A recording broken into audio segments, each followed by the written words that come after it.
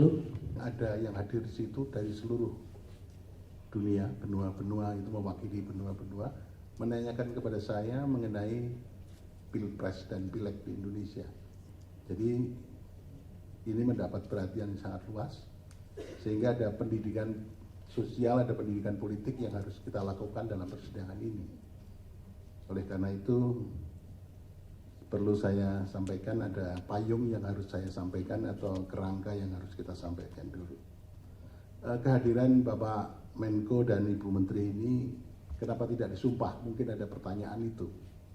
Beliau itu tidak disumpah karena sumpah jabatan yang dilakukan di istana pada waktu dilantik menjadi menteri melekat sampai pada waktu memberikan keterangan di persidangan ini. Jadi Bapak Menko dan Ibu Menteri itu memberikan keterangan di sini di bawah sumpah di pengadilan. Kemudian yang kedua begini, saya kebetulan hakim konstitusi di antara kita bersembilan, itu yang terlibat mengadili Pilpres dan Pileg 3 kali. Jadi saya mempunyai pemahaman yang agak komprehensif, mendalam. Pilpres kali ini lebih hiruk pikuk. Pilpres kali ini diikuti dengan beberapa hal yang sangat spesifik yang berbeda dengan Pilpres 2014 dan Pilpres 2019. Ada pelanggaran etik yang dilakukan di Mahkamah Konstitusi, dilakukan di KPU, dan banyak lagi yang menyebabkan hiruk pikuk itu. Nah, yang terutama mendapat perhatian yang sangat luas dan kemudian didalilkan oleh pemohon itu cawe-cawenya kepala negara. Nah, cawe-cawenya kepala negara ini, Mahkamah sebetulnya juga kita memanggil kepala negara, Presiden Republik Indonesia. Kelihatannya kan kurang elok. Karena Presiden sekaligus kepala negara dan kepala pemerintahan. Kalau hanya sekedar kepala pemerintahan akan kita hadirkan di persidangan ini. Tapi karena Presiden sebagai kepala negara, simbol negara yang harus kita junjung tinggi oleh semua stakeholder, maka kita memanggil para pembantunya. Dan pembantunya ini yang berkaitan dengan dalil pemohon. Kenapa kita panggil? Itu karena begini. Dalil pemohon mengatakan keberpihakan lembaga kepresidenan dan dukungan Presiden Joko Widodo dalam Pilpres. Nah, itu kemudian memunculkan beberapa hal. Satu, cawe-cawe yang sudah saya sebutkan tadi. Kemudian keterlibatan ASN, TNI, Polri yang tidak netral. Ada sangkaan, dugaan PJ Gubernur, Bupati, Wali Kota yang PJ itu juga ikut bermain di situ. Ini sangkaan atau dugaan yang perlu dibuktikan di persidangan ini. Kemudian ada peran serta lurah kepala desa juga yang ikut cawe-cawe, ikut menggalang massa, dan kemudian bansos yang dianggap mempunyai korelasi dengan elektoral. Tapi ternyata dari berbagai diskusi, bansos itu elektoral lebih berkaitan, dalam persidangan ini muncul, lebih berkaitan dengan elektoral pada pileg legislatif. Nah, ini mungkin Pak Erlangga nanti bisa Jadi yang partai yang naik pesat suaranya adalah Golkar. Nah, ini yang mungkin nanti bisa direspon, ya.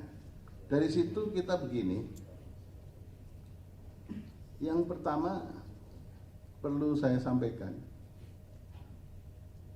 kita itu untuk menjadi pelajaran kita bersama, saya tidak menggurui Bapak Menko, Ibu Menteri Keuangan, dan semua pihak, saya tidak punya pretensi menggurui. Saya akan mengatakan begini, teori yang saya kembangkan, negara Indonesia itu adalah negara yang religious welfare state. Sementara orang Indonesia baru mengatakan Indonesia negara welfare state.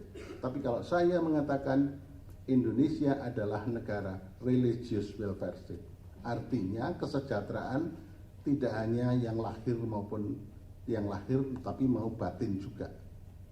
Tapi sementara dalam teori yang berkembang hanya disebut welfare state. Tapi kalau saya mengatakan karena ideologi Pancasila, sila pertama, maka Indonesia adalah negara religious welfare state. kemudian kita harus membangun peradaban hukum yang negara hukum yang demokratis dan berketuhanan. Dari sini maka Bapak Ibu sekalian, kita ingat sekali pesan dari The Founding Fathers. Yang penting pada kesempatan ini perlu saya sampaikan adalah semangat penyelenggara negara. Semangat penyelenggara dan semua stakeholder harus mempunyai etiket yang baik dalam mengelola negara. Etiket baik itu berdasarkan etik, moral, hukum, dan nilai-nilai sosial budaya yang berkembang di Indonesia. Itu semua diorientasikan pada kepentingan kesejahteraan rakyat. Ini yang harus menjadi pedoman kita. Oleh karena itu Bapak Ibu sekalian, Bapak Menko, kita dalam berhukum tidak sekedar rule of law, tapi rule of ethic. Nah, dalam kesempatan ini maka ada beberapa hal yang praksis yang perlu saya pertanyakan kepada Bapak Menko dan Ibu Menteri Keuangan. Yang pertama, dalil-dalil permohonan itu menyangkut yang saya sebutkan bansos tadi. Untuk yang lain-lain sudah kita bahas, tapi ini perlu kita bahas mengenai bansos. Yang pertama, kita mengenal lembaga. Ada Menteri Sosial, kemudian ada kaitannya dengan Kepala Badan Pangan Nasional, kemudian ada Kepala Bulog. Pada saat-saat kritis, saya baca di mass media, Kepala Bulog Budi Waseso diganti. Ada faktor apa ini yang melatar belakangi? Saya mau tanya. Jadi di situ Kepala Badan Pangan Nasional Pak Arief Prasetyo Adi, kemudian ada pergantian Kepala Bulog dan kaitannya dengan Kementerian Sosial. Itu apa yang ada di balik itu? Kita ingin mengerti karena ini termasuk bisa disebut juga dengan masalah yang tadi cawe-cawe. Kemudian di Ibu Menteri Sosial, Presiden pada waktu bagi-bagi bantuan sosial di depan istana, Presiden pada waktu keliling kemarin dipertanyakan oleh teman-teman dari pemohon 2. Presiden keliling ke berbagai daerah melakukan kunjungan-kunjungan daerah pas kebetulan itu di waktu kampanye, sehingga menimbulkan sangka dan saling curiga, saling fitnah di antara kita anak bangsa. Nah, itu menggunakan bansos apa, di mana, dari mana itu. Kemudian yang ketiga, saya membaca keterangannya Bapak Menko PMK. Di sini ada kata-kata begini, pelaksanaan tugas PMK dimaksudkan untuk memberikan dukungan pelaksanaan inisiatif dan pengendalian kebijakan berdasarkan agenda pembangunan nasional dan penugasan Presiden. Apa sih yang dimaksud dengan penugasan Presiden? Apakah penugasan tertentu karena Presiden juga cawe-cawe itu? Karena kalau saya membaca sebetulnya agenda pembangunan nasional itu sudah termasuk Presiden itu akan menugaskan apa ya ada di situ. Tapi kok ada frasa yang khusus penugasan Presiden. Nah, apakah di lain-lain tempat, apakah di Bapak Menko Ekonomi, Bu Menteri Keuangan atau Menteri Sosial, ada agenda pembangunan nasional dan penugasan Presiden? Ini kan seolah-olah ada frasa khusus. Presiden punya misi tertentu, visi tertentu untuk melaksanakan apa ini biasanya dilakukan. Itu. Kemudian yang terakhir perlu saya sampaikan,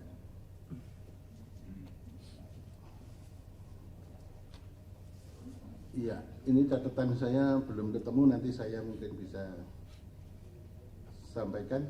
Terima kasih.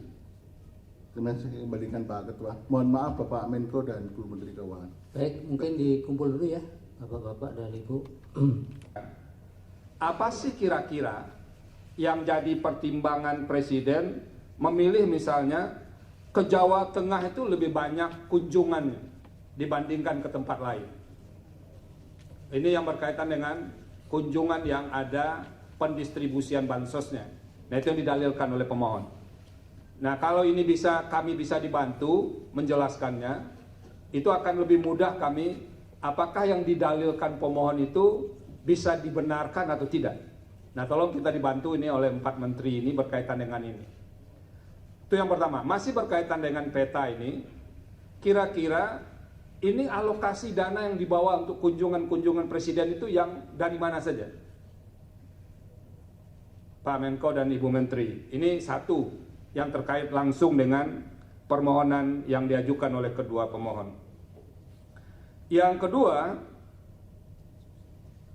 ini kan sering dilakukan pertemuan ya, Pak Menko tadi bilang, Pak Menko PMK maupun Menko Perekonomian sering dilakukan pertemuan.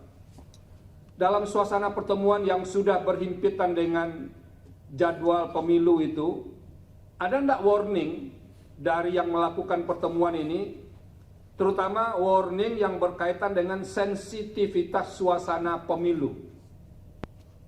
Jadi misalnya ada yang mengingatkan, kita harus hati-hati juga, jangan kita menjalankan agenda yang sudah disusun dalam APBN, lalu diterjemahkan sebagai kegiatan politik. Ada enggak dalam rapat-rapat seperti itu diingatkan supaya pemaknaan atau penafsiran berbagai pihak bahwa ini ada kaitannya dengan politik itu pernah diingatkan enggak? Itu yang kedua.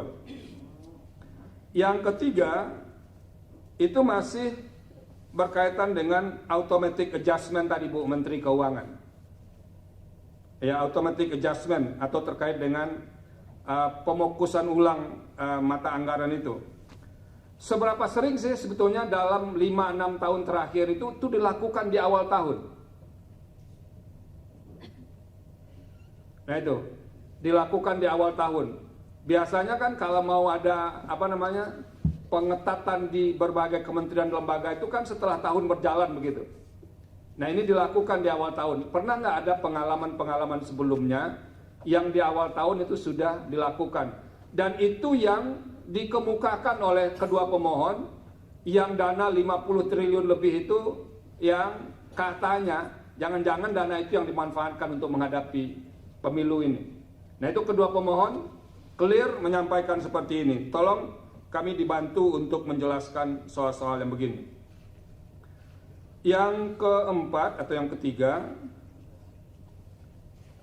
Bu Menteri, ini Bu Menteri Sosial ini kalau dilihat postur anggaran perlindungan sosial 2024 itu kan ada belanja lain-lain yang jumlahnya ini kami gunakan kemarin dari Pak Menko, ini ada 42,3 triliun. Jadi lalu diterangkan di bawah yang lain-lain itu ada misalnya termasuk BLT mitigasi risiko pangan sebesar 11,3 triliun.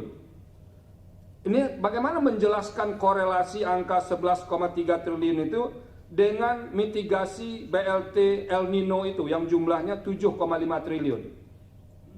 Ini berhimpitan atau tidak ini Pak Menteri dan Bu Menteri yang disampaikan di data ini?